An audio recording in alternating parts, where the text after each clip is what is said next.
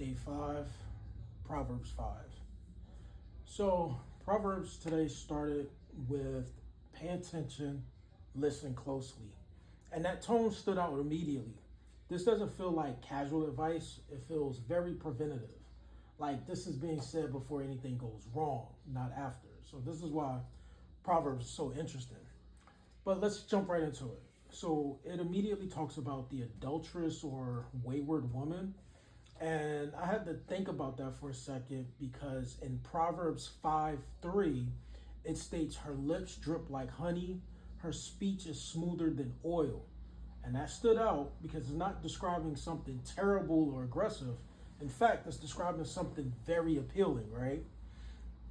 Now, the more I thought about it, the more it felt like the adulteress or the wayward woman wasn't just actually describing a person. It's personifying these things. It's a pattern, like a real pattern that we as people just tend to deal with.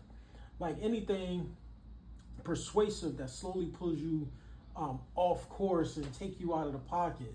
It feels right in the moment, sounds good up front, but quietly it takes you out of your pocket, out of your square. And the dangerous part is it doesn't even look destructive at first. It looks manageable until it's not. Then we get into Proverbs 5 and 8, which says to stay far away. Don't even go near the door. And this reminded me of the previous chapter because that changes the whole dynamic in the approach.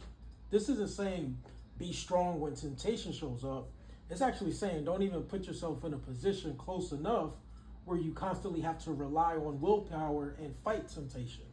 So this chapter, in my opinion, feels less about reaction and more about positioning and prevention. So like our environment, our habits, what we allow ourselves around consistently that do not serve us and will take us off our square. Then it goes into the cost of this, losing honor, strength, peace, money. And it reads like someone realizing that it was too late, where discipline would have protected them from a lot of pain and mad hurt. And then the chapter goes on and says to drink water from your own cistern. Basically, just mind your business, right? Own your own business and affairs. So the way I'm reading it, the issue isn't desire.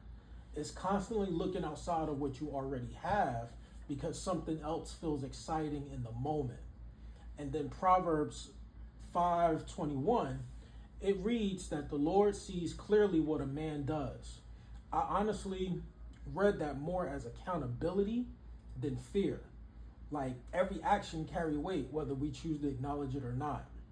So if I had to sum up this entire chapter, this chapter feels less about sudden failure and more about how people slowly slide into situations that they could have easily avoided. And honestly, it reminds me to not be anywhere where I need to rely on willpower to avoid negative consequences. Because if I'm relying on willpower in the moment, I'm probably already too close. Because by the time I'm trying to resist it, temptation, I've already dove into it. So that's my take on Proverbs chapter 5, day 5.